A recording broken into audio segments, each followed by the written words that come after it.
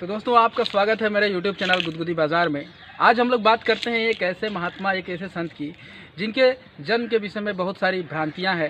आज हम लोग उस जगह पे आए हैं जहां पे सदगुरु कबीर साहब जो है सर्वप्रथम इस संसार में आए थे। तो आज हम लोग हैं उत्तर प्रदेश के लहरतारा काशी तालाब में। तो यहाँ पर हम लोग देखे आने के बाद कि यहाँ पे सदगुरु कबीर साहब जब संसार में पहली बार आते हैं तो इसी जगह पे आए थे। तो आप लोगों को मैं वो तालाब एक बार दिखाना चाहता हूँ कि आप देख सकते हैं कि वो तालाब किस तरह से है। जी हाँ दोस्तों, ये वही तालाब है जहाँ पे सर्वप्रथम सदगुरु कबीर साहब जो है आसमान से तारे के प्रकाश के पुंज के रूप में कमल के पुष्प पे अवतरित हुए थे। और ये 1398 ईस्वी में इस संसार में सदगुरु कबीर साहब आए थे। और उसके बाद जो है मैं बताना चाहूँगा कि आज संसार में बहुत से भांति के लोग हैं जो सदगुरु कबीर साहब के जन्म के विषय में बहुत सारी बातें कहते हैं, लेकिन सच्चाई ये नहीं है। सच्चाई ये है कि वे जो है आज के दिन मतलब सोमवार के दिन में ही 1398 ईस्वी में इस संसार में आए थे। और आने के बाद वो जो है किसी भी माँ के गर्भ से वो इस संसार से नहीं आए थे। इसीलिए उनका जब शरीर इस संसार से चला गया तो पार्थिव शरीर भी जो था वो अंतिम समय में गायब हो जाता है। तो इंसान जिस तरह से आता है वो उसी तरह से चला जाता है। इसीलिए सदगुरु कबीर साहब जो है अवतार हुए थे, प्रकट हुए थे। और इस संसार से जब गए तो वो भी अपने साथ अपने पार्थिव शरीर को भी लेके अभी हमारे बीच मौजूद हैं कबीरपंथी महंत किशोर दास साहब जी, जिनसे हम जानेंगे सदगुरु कबीर साहब के प्रगट के बारे में कि उनका प्रगट जो है किस तरह से हुआ था। उनसे आज हम उनकी जुबानी जानते हैं। आपसे यही जानकारी लेना चाहेंगे हम, क्योंकि हमारे YouTube चैनल के बहुत से ऐसे दर्शक हैं जो ये जानना चाहते हैं कि संत कबीर साहब जी के बारे में, कि संत कबीर साहब जी जो है इस संसार में किस तरह से आए थे। और आप संक्षेप में बताने का प्रयास करें कि उनका आने का कारण क्या था और वे किस तरह से इस संसार में आए थे। सबसे पहले तो सभी दर्शकों को साहेब बंदगी साहेब, जैसा कि सदगुरु कबीर साहब जैसा संत अद्वितीय संत हुए और संसार में उनके जैसा कोई दूसरा संत अभी तक न हुआ है और न होगा। तो सदगुरु कबीर साहब के इस संसार में आने का जो उद्देश्य है वो हम लोग समझ नहीं पाए हैं, या यूँ कहें कि हम उन्हें किताबों में जानने का प्रयास किए या उनको समझने का प्रयास किए। लेकिन सदगुरु कबीर साहब को वही जान सकता है जो उन्हें जीने का प्रयास किया या जो जिया। जैसा कि मैंने कहा कि सदगुरु कबीर साहब को किताबों में पढ़ने वाला व्यक्ति नहीं जान सकता है। सदगुरु कबीर साहब को जानने के लिए उनको जीना पड़ेगा। तो सबसे पहले जो भ्रांतियां हैं सदगुरु कबीर साहब के प्रगट के संबंध में, मैं उस पर थोड़ी सी चर्चा करूंगा कि सदगुरु कबीर साहब इस संसार में प्रगट हुए। हम सदगुरु कबीर साहब का प्रगट उत्सव मनाते हैं, उनकी जयंती नहीं मनाते। इसका कारण है कि सदगुरु कबीर साहब इस संसार में प्रकट हुए थे। इस संबंध में एक साखी है। संवत 1455 साल गए, चंद्रवार एक ठाठ ठए, ज्येष्ठ सुदी बरसाइत को पूर्णमासी प्रगट भय। तो विक्रम संवत 1455 को सदगुरु कबीर साहब काशी के लहरतारा में एक कमल पुष्प पर प्रकाश पुंज के रूप में प्रकट हुए थे। और वहीं पर ऋषि अष्टानंद जी ध्यान लगाए हुए बैठे थे। तो सदगुरु कबीर साहब जब प्रकट हुए तो उनका प्रकाश पुंज इतना ये था, चकाचौंध हुआ। उस प्रकाश से उनका जो ध्यान था वो भंग हो गया और उन्हें लगा कि कोई दिव्य पुरुष यहाँ पर इस धरा में अवतरित हुआ। मैं सदगुरु कबीर साहब को दिव्य पुरुष इसलिए भी कह रहा हूँ कि अगर हम एक सामान्य शिशु को कमल पुष्प पर अगर रख देंगे तो वो टिक पाएगा क्या? बिल्कुल नहीं टिक पाएगा। लेकिन निश्चय ही सदगुरु कबीर साहब विदेही पुरुष थे, इसलिए कमल पुष्प पर टिके रहे। आप कमल पुष्प का जो डंठल होता है या डंडी होती है वो कितना नाजुक और कितना मुलायम होता है आप सब जानते हैं। तो निश्चय ही एक सामान्य शिशु वहाँ पर टिक नहीं पाएगा और सदगुरु कबीर साहब उस पर टिके रहे। तो इसका ये शाश्वत सत्य है, स्वतः सिद्ध होता है कि सदगुरु कबीर साहब दिव्य पुरुष थे। दिव्य पुरुष थे मतलब उनके शरीर में हाड़, चाम, लोहू ये सब नहीं था। वो 5 तत्व, 25 प्रकृति और 3 गुणों से रहित हुए। जैसा कि मैंने सदगुरु कबीर साहब को दिव्य पुरुष कहा, तो इसका सबसे बड़ा कारण यह है, सदगुरु कबीर साहब कहते हैं कि हते विदेह देह धरि आए, काया कबीर कहाए, वंश हेत हंसन के कारण रामानंद समुझाए। तो सदगुरु कबीर साहब विदेह स्वरूप लेकर इस संसार में प्रकट हुए। विदेह स्वरूप हम उसे कहेंगे जिनका शरीर 5 तत्व 25 प्रकृति और 3 गुणों से रहित हो, उनमें ना हाड़ चाम लोहू ना हो। तो सदगुरु कबीर साहब प्रकाश पुंज के रूप में अवतरित हुए, तत्व 3 गुण और 25 प्रकृति से रहित हुए, और इस कारण मैंने साहब को दिव्य पुरुष कहा। तो जब सदगुरु कबीर साहब काशी के लहरतारा में प्रकट हुए तो उसी समय काशी में नीरू और नीमा नाम की जुलाहा दंपति जो है गौना करके उसी रास्ते से गुजर रहे थे। गौना का मतलब आप लोग समझते ही होंगे, गौना मतलब शादी ब्याह। आज के समय में हम बारात से वापस लौटना कहते हैं। तो वो गौना करके लौट रहे थे, तो उसी समय नीमा को प्यास लगती है, और जब प्यास लगती है तो वो पानी पीने के बहाने उस तालाब पर जाते हैं। तो जो नीमा है वो उस सुंदर शिशु को देखकर आकर्षित हो जाती है और उसको अपने गोद में उठा लेती है। उठाकर वो उसे ले चलती है और उसे अपने घर ले जाते हैं और उसका पालन पोषण। मैं आपको एक सवाल पूछना चाहूँगा महंत साहब जी, कि बहुत से लोग ऐसे कहते हैं कि सदगुरु कबीर जो है नीरू नीमा को ही क्यों मिले। नीरू नीमा में ऐसी क्या खास बात थी कि साहब ने उनको ही सबसे पहले दर्शन दिया।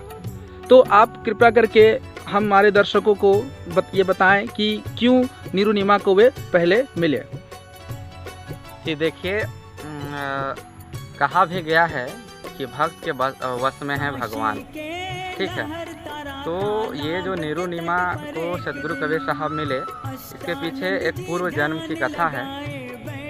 तो सदगुरु कबीर साहब का हमारे ग्रंथों में प्रमाण मिलता है कि वो कलयुग में 16 बार प्रकट हुए हैं। तो विक्रम संवत 1455 में प्रकट होने से पूर्व भी सदगुरु कबीर साहब विक्रम संवत 1120 को काशी में ही प्रकट हुए थे, और उस समय नीरू नीमा चंदन साहू और उदा के रूप में थे। लेकिन उस समय सदगुरु कबीर साहब को वो लोग पहचान नहीं पाए, जिसके कारण भक्ति उनकी थी, और उनको चेताने के लिए सदगुरु कबीर साहब को दोबारा उनको मिले, उनके गृह में वो गए। जी, एक छोटा सा प्रश्न और भी है कि बहुत से लोग, कुछ वर्ग के ऐसे भी हैं जो ये कहते हैं कि सदगुरु कबीर साहब तो नीरू नीमा को मिले, लेकिन कुछ ऐसे भी वर्ग हैं जो ये कहते हैं कि सदगुरु कबीर साहब तो विधवा ब्राह्मणीन की बेटे थे। तो मैं आपसे इन दोनों किंवदंतियों में राय जानना चाहता हूं कि आपका क्या विचार है, थोड़ा सा आप संक्षेप में हमें बताएं। देखिए, सबसे पहले तो सदगुरु कबीर साहब जब काशी में आए तो उन्होंने सबसे पहले पाखंडों और कुरीतियों पर ज़बरदस्त प्रहार किया। तो जैसा कि धर्मांधता और पाखंड फैला हुआ था, तो इनकी जो दुकानदारियां चल रही थी वो बंद होने के कगार पर आई। तो निश्चय ही जब आपकी दुकानदारी बंद होने लगेगी तो आप प्रयास करेंगे, और प्रयास क्या, भरसक प्रयास करेंगे कि जो भी उसके आड़े आ रहा हो उसको बदनाम करें या किसी भी तरह से आप उसको समाप्त करें। तो ठीक इसी कारण से कबीर साहब को भी बदनाम करने का प्रयास किया गया, क्योंकि साहब ने हमेशा, यानी कि साहब कबीर ने 120 वर्षों का पवित्र जो जीवन पाया उसमें वो तटस्थ रहे। ना उन्होंने हिंदू का पक्ष लिया ना मुसलमान का पक्ष। साहब कहते भी हैं कि हिंदू कहाँ तो हाँ नहीं, मुसलमान भी ना ही, 5 तत्वों का पुत्र गए भी खेले माए। तो सदगुरु कबीर साहब ने किसी का पक्ष नहीं लिया। साहब कहते भी हैं कि कबीर खड़ा बाजार में सबकी चाहे खैर, ना काहू से दोस्ती और ना काहू से बैर। तो जब इनकी दुकानदारी बंद होने लगी तो उन्होंने कुछ ऐसा कारण खोजने का प्रयास किया कि जिससे इनकी जो प्रतिष्ठा है उसको ख़त्म कर दिया जाए, और इसलिए यह भ्रम फैला दिया गया कि सदगुरु कबीर साहब किसी विधवा ब्राह्मणी के गर्भ से उत्पन्न हुए थे। तो मैं उन लेखकों से ये जानना चाहता हूँ, उनसे ये मेरा प्रश्न है कि अगर वो ये जानते थे कि सदगुरु कबीर साहब विधवा ब्राह्मणी के गर्भ से उत्पन्न हुए, तो ये उसका गोत्र या ये क्यों नहीं बता पाए कि वो मिश्रा परिवार से थे, द्विवेदी से थे, उपाध्याय से थे, क्या से थे? ये उनको बताना चाहिए था। जी, आप ये कहना चाह रहे हैं कि अगर कोई अनर्गल बात साहब के बारे में बोले तो उनको ये भी बताना चाहिए कि वो पांडे थे, चतुर्वेदी थे, मिश्रा थे या फिर उपाध्याय थे। मतलब कंप्लीट डिटेल देना चाहिए, यही कहना चाह रहे हैं शायद आप। जी जी जी। अगर वो यह कह रहे हैं कि वो विधवा ब्राह्मणी के गर्भ से उत्पन्न हुए, तो वो विधवा ब्राह्मणी किस कुल से थी, जी उसकी पूरी जानकारी उन्हें देनी चाहिए। सिर्फ मैं किसी पर आरोप लगाऊं या मैं किसी तर्क को स्थापित करना चाहूं, तो उसके लिए मेरे पास पर्याप्त सबूत होना चाहिए या पर्याप्त आधार होना चाहिए, लेकिन जो कि उनके पास नहीं है। अगर किसी को मेरे बारे में जानना है तो मेरे बारे में मुझसे बेहतर कोई दूसरा बता नहीं सकता। तो ठीक उसी प्रकार से अगर हमें सदगुरु कबीर साहब के बारे में जानना है, तो सदगुरु कबीर साहब ने जो वाणियाँ कही हैं, जो साखी शब्द कहे हैं, हम उन्हें पढ़ेंगे, उन्हें अध्ययन करेंगे, तभी हम उनके बारे में जान सकते हैं। उनके बारे में कवि लेखकों के द्वारा जो पूर्वाग्रह हैं, उनसे हम साहब को आंकने का प्रयास करेंगे तो हम उन्हें कदापि समझ नहीं पाएंगे। लेकिन ये तो हुआ उनके प्रकट होने के विषय में जानकारी जो आपने अभी तक बताई। एक छोटी सी भ्रांतियाँ या भ्रम समाज में ये भी फैला है कि उनकी शादियाँ हुई थी, और कुछ लोग ऐसे भी कहते हैं कि एक बेटे और एक बेटियाँ थी। तो इसमें आपका क्या राय है? आप ज़रा हमारे दर्शकों को थोड़ा सा इस जानकारी पे प्रकाश डालने का कृपा करेंगे।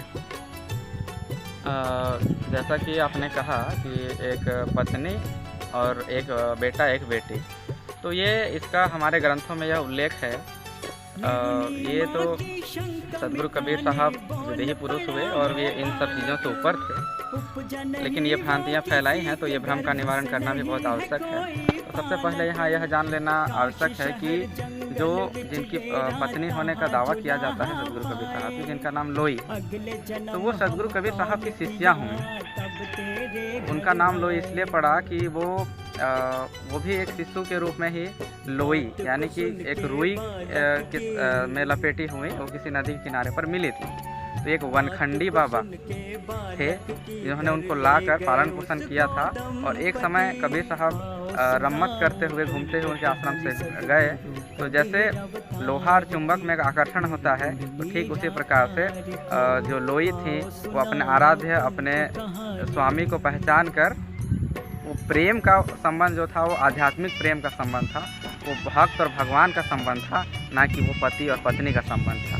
कि कृष्ण और मीरा का संबंध है, ठीक उसी प्रकार से हम साहब कबीर और लोई का संबंध को मान सकते हैं। जी जी जी, आप जो बता रहे हैं इससे तो मुझे लेखकों पे पूरा भरोसा ही उड़ जा रहा है, क्योंकि जो सच्चाई को नहीं पूरी तरह से नहीं जान के कुछ भी कहीं भी लिख दे रहे हैं। क्योंकि यहाँ आप देखिए मीरा और श्री कृष्ण भगवान में जो भक्ति है, जो भक्ति का जो प्रेम है, उस प्रेम को हम लोग गलत नज़र से बिल्कुल नहीं देख सकते हैं।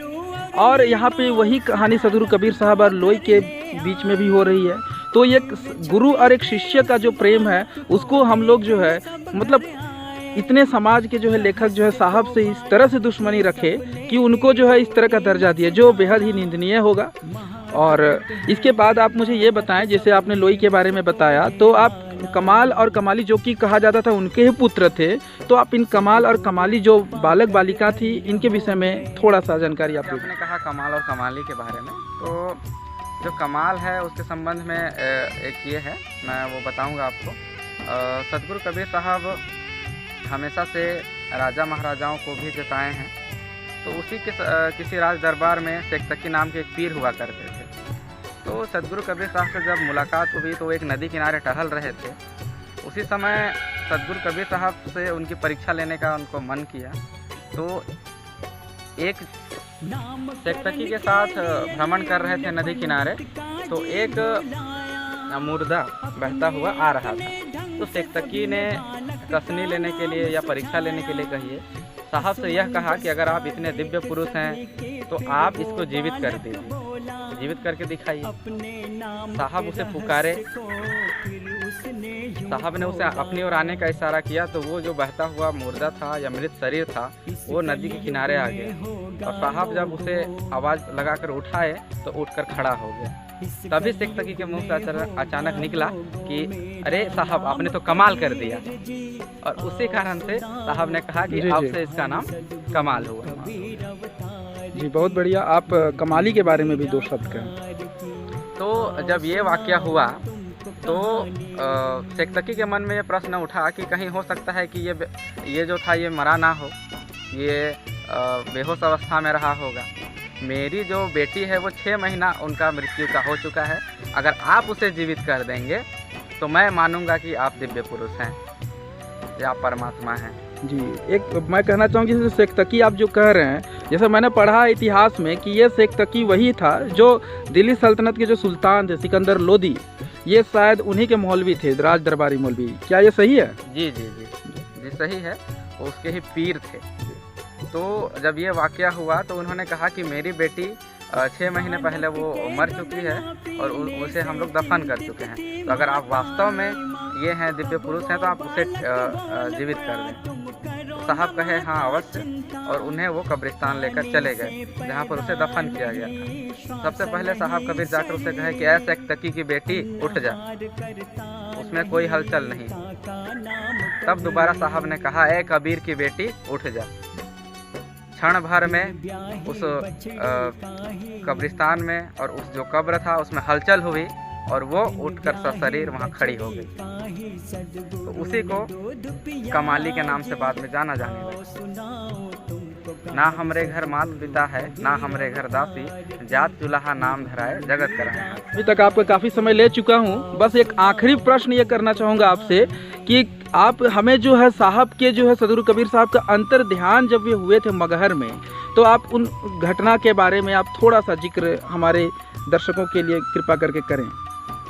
जी, जैसा कि हम सब जानते हैं सदगुरु कबीर साहब अंतर्ध्यान मगहर में हुए, तो उस समय एक भ्रांति थी कि काशी को अध्यात्म की राजधानी कहा जाता था, और ये भ्रांति थी कि काशी में जो व्यक्ति मरता है उसे स्वर्ग की प्राप्ति होती है और मगहर में जो व्यक्ति मरता है उसे नर्क की प्राप्ति होती है। तो इस भ्रम को तोड़ने के लिए ही सदगुरु कबीर साहब ने अपने अंत समय में वो मगहर चले गए, और मगहर चले गए और वहाँ पर उन्होंने वहाँ से वो अंतर्ध्यान हुए। इस भ्रम को तोड़ने के लिए साहब कहते हैं कि जो काशी तन तजय कबीरा राम ही कौन निहोरा।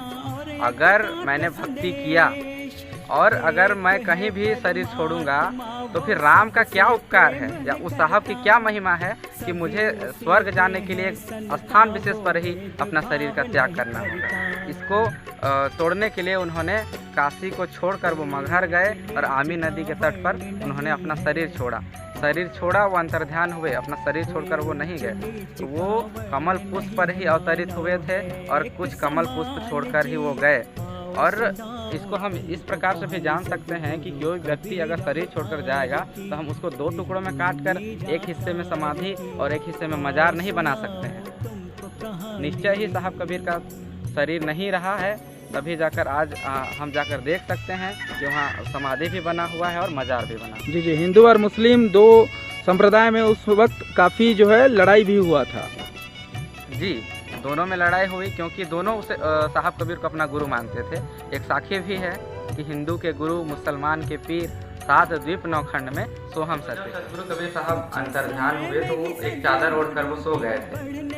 तो हिंदू भी अपना गुरु मानते थे और मुसलमान भाई लोग भी उन्हें अपना पीर समझते थे। तो दोनों के बीच में उनके शरीर या शव को लेकर अंतिम संस्कार के लिए युद्ध की स्थिति उत्पन्न हो गई। हिंदू भाई चाह रहे थे उनका अंतिम संस्कार हम करेंगे और मुसलमान भाई चाह रहे थे उनका अंतिम संस्कार हम करेंगे, और इसी विवाद को लेकर दोनों पक्षों में युद्ध की स्थिति उत्पन्न हो गई। तब साहब कबीर आकाशवाणी करते हैं कि खोलो पर्दा है नहीं मुर्दा, युद्ध अवस्था कर डाली। जब ये आकाशवाणी होती है तब मुसलमान भाई फटाक से जो चादर ओढ़कर सोए थे उस चादर को खींचते हैं। तो चादर को खींचते हैं तो वो आश्चर्यचकित हो जाते हैं कि चादर के नीचे कुछ कमल पुष्प के अतिरिक्त और कुछ नहीं होता। जब ये वाकया हुआ तो वो आश्चर्यचकित तो हुए ही, साथ ही उन्हें यह भी लगा होगा कि इतने दिव्य पुरुष को, परमात्मा को हम नहीं पहचान सके, और उन्हें जो चादर मिला उन्हें वो एक धरोहर के रूप में अपने साथ ले गए। और हिंदू भाई जो थे वो जो कमल पुष्प मिला उनको ले गए।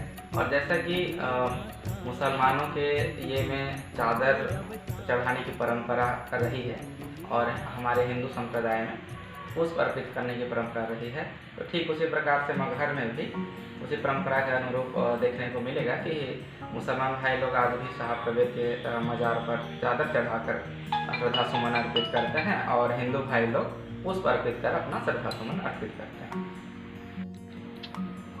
महंत साहब जी, आपने जो इतना बहुमूल्य समय और इतनी मार्मिक जानकारी आपने सदगुरु कबीर साहब के बारे में हमारे दर्शकों को बताई, इसके लिए हम हृदय से आपका आभारी हैं। इसके लिए आपका बहुत बहुत धन्यवाद। जी, बहुत बहुत शुक्रिया आपको भी, और बधाई एवं शुभकामनाएं कि आप अपने चैनल के माध्यम से हमारे ऐतिहासिक संतों के बारे में आप दर्शकों को बताने का सफल प्रयास कर रहे हैं। और हमारा जीवन, हमारा उद्देश्य भी यही है कि साहब कबीर के बारे में, संतों के बारे में जो भ्रांतियां हैं वो दूर हो और सही सटीक जानकारी लोगों तक पहुंचे, और जी। संतों के बारे में लोगों के मन में जो भ्रांतियां हैं वो दूर हो सही रूप में, क्योंकि हमारे भारतवर्ष में संतों की बड़ी सुदीर्घ परंपरा रही है। साहित्य में जो भक्ति काल है वो संतों की परंपरा से ही है। तो बहुत बहुत आभार, धन्यवाद साहिब बंदगी साहिब बंदगी साहिब। जी हाँ दोस्तों, अभी आप सुन रहे थे कबीर पंथ महंत आदरणीय किशोर दास साहब जी को, जिन्होंने हम सबों के बीच, संत कबीर साहब के बीच जो है बहुत सी ऐसी बातों को हमें जिक्र किया, हमारे पास वो रखे, जो समाज में आज काफ़ी भी जो है लोग भ्रम फैला रहे हैं। और ये भ्रम इसलिए फैला रहे हैं क्योंकि लोगों को जो है पूरी तरह से सच्चाई नहीं पता है। तो हमने एक छोटी सी कोशिश की है आप लोगों के सामने सदगुरु कबीर साहब के जीवन से जुड़ी कुछ बातों को लाने के लिए, ताकि आप लोग जो है किसी भी अनर्गल बातें, किसी भी भ्रम में आप ना फंसे। तो आप हमारे साथ इसी तरह वीडियो देखते रहिए गुदगुदी बाज़ार में, और मैं आप लोगों के सामने ऐतिहासिक जगह या फिर आध्यात्मिक गुरु या फिर किसी भी जो है संत महात्मा के बारे में जानकारी लेते लाऊंगा। वीडियो को देखने के लिए आपका बहुत बहुत धन्यवाद। चैनल को सब्सक्राइब करना बिल्कुल ना भूलें, और इसके साथ ही हम आपके साथ नेक्स्ट वीडियो में मिलेंगे। जय हिंद, जय भारत, जय झारखंड।